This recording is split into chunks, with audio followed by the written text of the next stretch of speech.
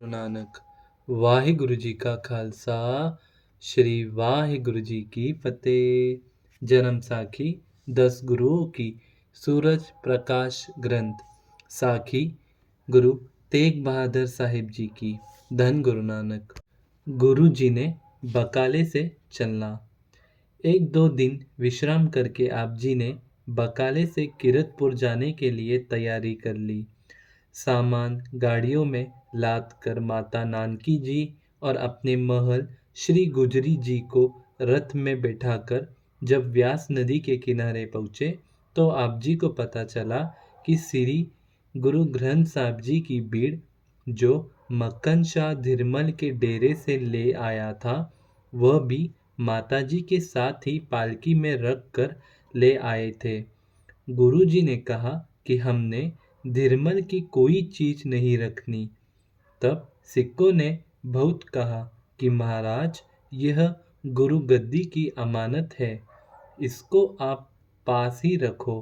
तब आपने कहा कि इससे धिरमल की आजीविका बनी हुई है। धन गुरु नानक। धिरमल की आजीविका बनी हुई है। हम किसी की आजीविका नहीं मारना चाहते, इसको धिरमल के पास ही पहुंचा दो। धन गुरु नानक। श्री गुरु ग्रंथ साहब जी को वापस नदी में रखना।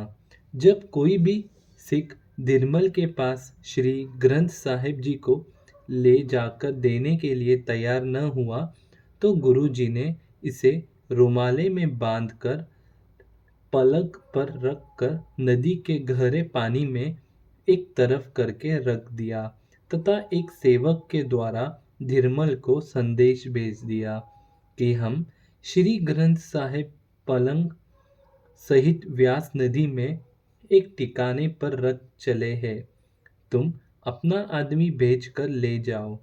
यह संदेश लेकर धिरमल उस सिख से ठिकाने पूछकर नदी से बीड़ निकाल कर ले गया तथा अपने घर शीश महल में रखकर कड़ा प्रसाद की देग करवाकर बटवाई तथा इस खुशी में रात को दीपमाला भी की। धन गुरु नानक। यह बीच आज तक शीश महल में किरतपुर सुशोभित है। हर संक्रांति वाले दिन संगत को इसके दर्शन कराए जाते हैं।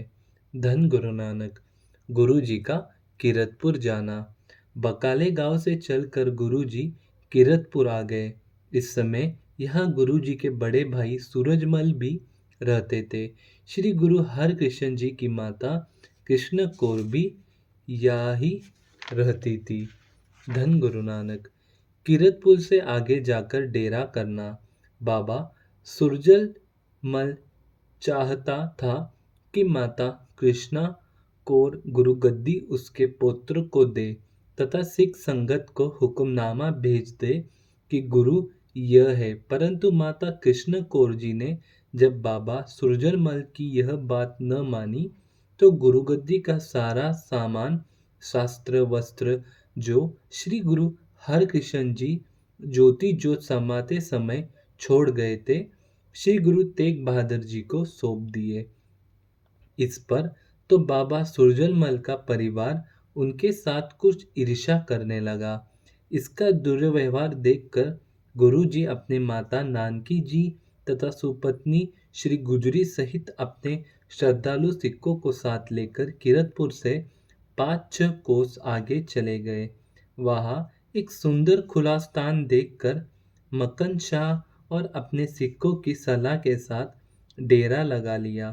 किरतपुर से होते हुए माता कृष्ण कौर जी से सारी बात पूछकर कि आपने ज्योति जोत समाते समय श्री गुरु हरकृष्ण साहिब जी ने गुरु गद्दी पर श्री गुरु तेग बहादुर जी को टिकाया है।